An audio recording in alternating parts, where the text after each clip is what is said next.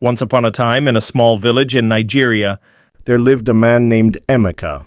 He was a quiet and humble man, living a simple life as a farmer.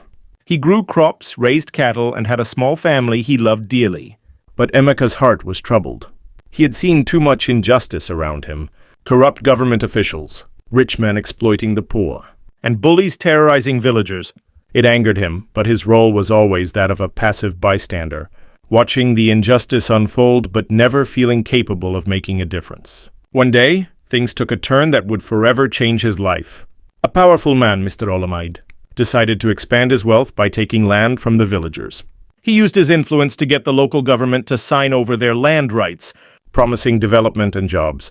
But the reality was different. Olamide had no intention of developing anything.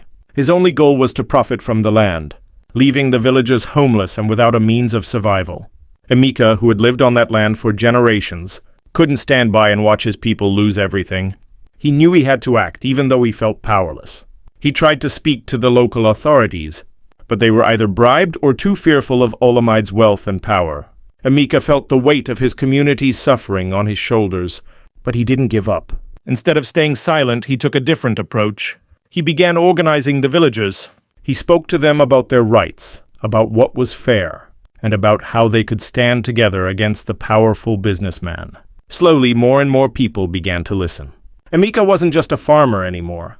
He had become the voice of the oppressed. One evening, Emeka led the villagers in a peaceful protest. They stood at the gates of Olamide's estate, demanding justice. Olamide, furious at their defiance, ordered his security to intimidate and arrest the protesters. But Emeka stood tall in front of the security guards, refusing to back down. He spoke out, reminding them that they were the ones who had the right to the land, not the businessmen. The protest gained national attention. The story of the oppressed villagers fighting against the powerful businessmen spread like wildfire through the media. People all over Nigeria began to rally behind Emeka and his cause. Pressure from activists, journalists, and even sympathetic politicians forced the government to investigate the issue. Eventually, the truth came to light. Olamide had exploited legal loopholes to rob the villagers of their land.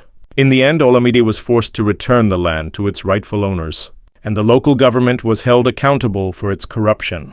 Emeka became a hero, not just in his village, but throughout Nigeria. His fight against injustice had shown that even one man could make a difference when he stood up for what was right.